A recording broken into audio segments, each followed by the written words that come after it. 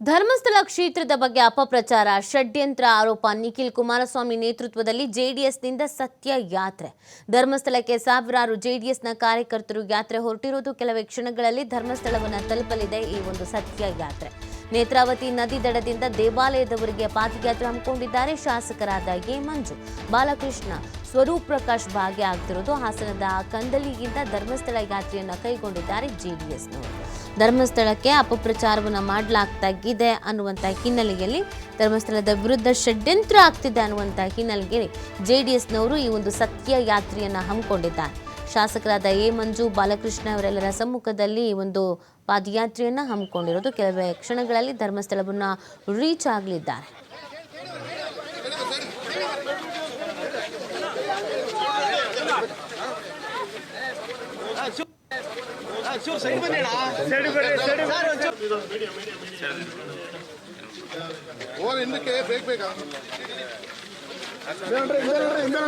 ಈ ಕಡೆ ಬರಬೇಡಿ ಆ ಕಡೆ ಬರ್ರಿ ಆ ಕಡೆ ಸೈಡಿಗೆ ಬರ್ರಿ ಸೈಡಿಗೆ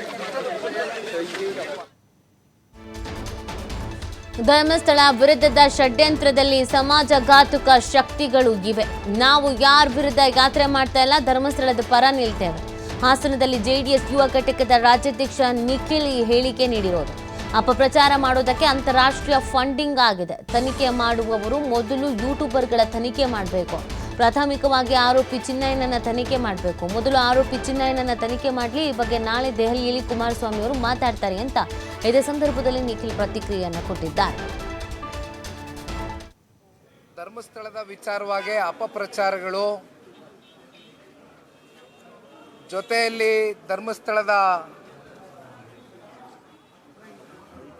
ಆವರಣದಲ್ಲಿ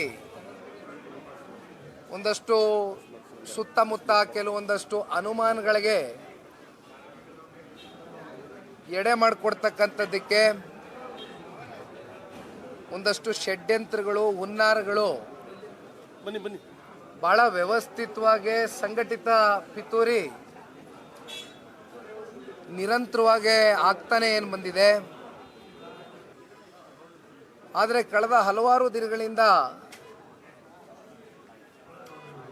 ಒಂದು ವ್ಯವಸ್ಥಿತವಾದಂಥ ಒಂದು ಸಂಚು, ಒಂದು ಷಡ್ಯಂತ್ರ ಅಂತಕ್ಕಂಥ ಪದ